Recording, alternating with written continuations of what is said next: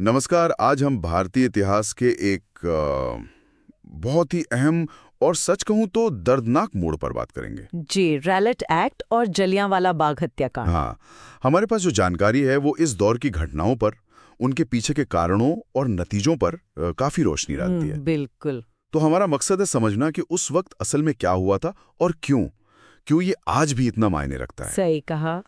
तो बात शुरू होती है करीब करीब 1917 से। हाँ। भारत में उस समय आप देखिए ब्रिटिश राज के खिलाफ ना क्रांतिकारी गतिविधियां बढ़ रही थी। हाँ। तो इसे काबू करने के लिए ब्रिटिश सरकार ने सर सिडनी रोलेट की अगुवाई में एक कमेटी बनाई। जी, उपाय सुझाने के लिए। हाँ, कि भाई कुछ उपाय सुझाएं। हाँ, तो इसी कमेटी की सिफारिशों पर मार्च 1919 में रोलेट एक्ट लागू किया गया। और ये बहुत विवादित था। बहुत ज्यादा। इसने सरकार को मतलब जबरदस्त ताकत दे दी थी। बिना मुकदमा चलाई गिरफ्तारी की ताकत। बिल्कुल।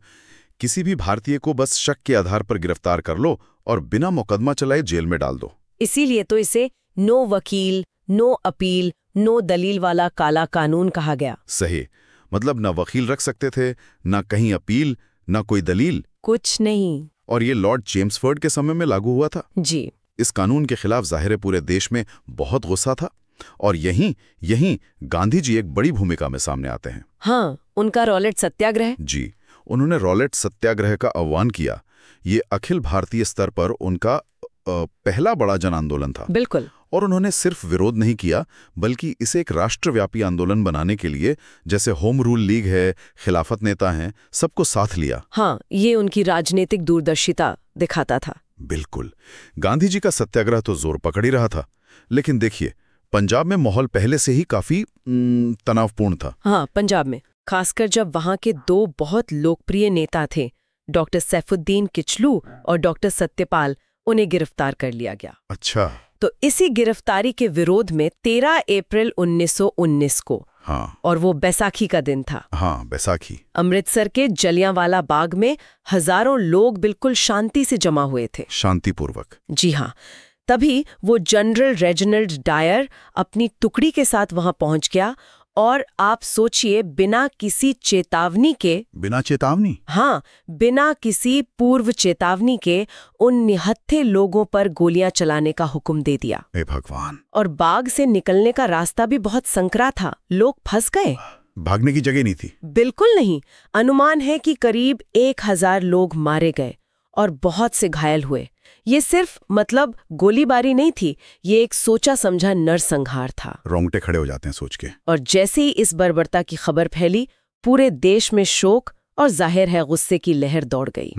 रविंद्रनाथ टैगोर ने फौरन विरोध जताते हुए अंग्रेजों से मिली नाइटहुड की उपाधि लौटा दी। बहुत बड़ा कदम था ये। और एक और बड़ी बात हुई, शंकरन नायर, उन्होंने वायसराय की कार्यकारी परिषद से इस्तीफा दे दिया, जो उस समय की सबसे बड़ी कार्यकारी संस्था थी। हाँ, उनका इस्तीफा देना ब्रिटिश सरकार के लिए एक बहुत बड़ा झटका था और इसने घटना की गंभीरता को और उजागर कर दिया। और यहाँ ये देखना भी दिलचस्प है कि इस घटना की जांच कैसे हुई, मतलब दिखावे के लिए ही सही। हाँ, जांच तो हुई, हंटर कमीशन बना। जी, ब्रिटिश सरकार ने हंटर कमीशन बनाया, जिसमें कुछ भारतीय सदस्य भी रखे गए थे, जैसे CH सेतलवाड़ा, पंडित जगत नारायण और सुल्तान अहमद खान। नाम के लिए शायद। लेकिन जब 1920 में रिपोर्ट आई तो उसने सरकार या जनरल डायर को सीधे तौर पर दोषी नहीं ठहराया। कमाल है। रिपोर्ट ने गोलीबारी को ये कहकर सही ठहराने की कोशिश की कि भीड़ काबू से बाहर हो रही थी, और उनके शब्दों में अव्यवस्था कभी-कभी विद्रोह बन जाती है। मतलब गलती भीड़ की थी। एक तरह से यही कहा गया।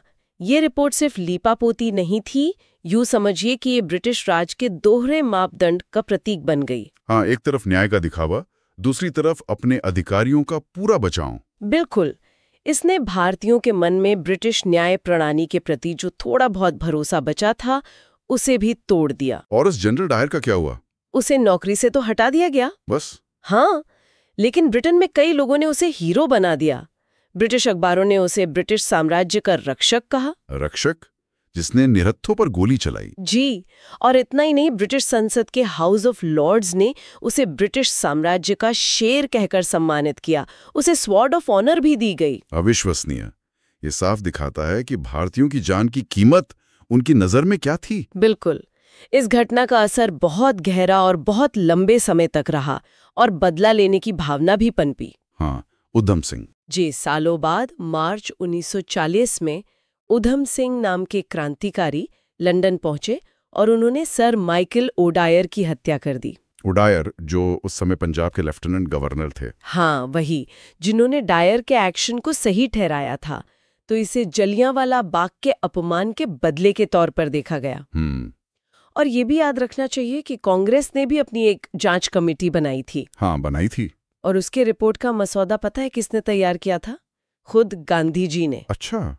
और उस समय के जो भारत सचिव थे एडविन मॉन्टेग्यू, उन्होंने इस हत्याकांड को निवारक हत्या कहा था, प्रिवेंटिव किलिंग। निवारक हत्या मतलब उनका मानना था कि भीड़ भविष्य में खतरा बन सकती थी, इसलिए उन्हें पहले ही मार देना जायज था।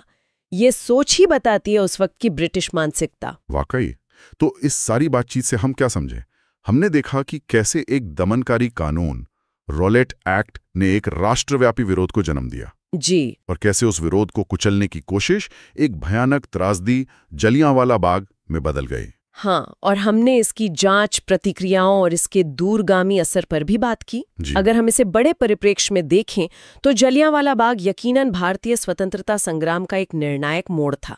इसने औपनिवेशिक शासन का सबसे क्रूर चेहरा दुनिया के सामने ला दिया। बिल्कुल। और स्वतंत्रता की मांग को पहले से कहीं ज्यादा मजबूत, कहीं ज्यादा अडिग बना दिया। इसने असल में अहिंसक आंदोलन की नैतिकता को और बल दिया। हाँ, क्योंकि हिंसा का जवाब हिंसा से देने के बजाय इसने भारतीयों को और एकजुट किया। सही कहा। और जनरल डायर पर ब्रिटिश और भारतीय नजरियों का जो फर्क था वो साफ दिखाता है कि शासक और शासित के बीच न्याय और इंसानियत की समझ कितनी अलग थी। बिल्कुल। तो आखिर में श्रोताओं के लिए सोचने के लिए एक सवाल छोड़ जाते हैं। जरूर।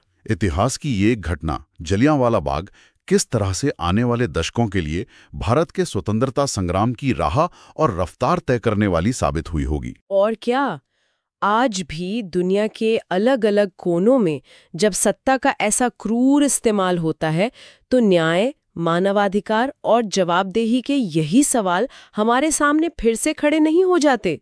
सोचने वाली बात है।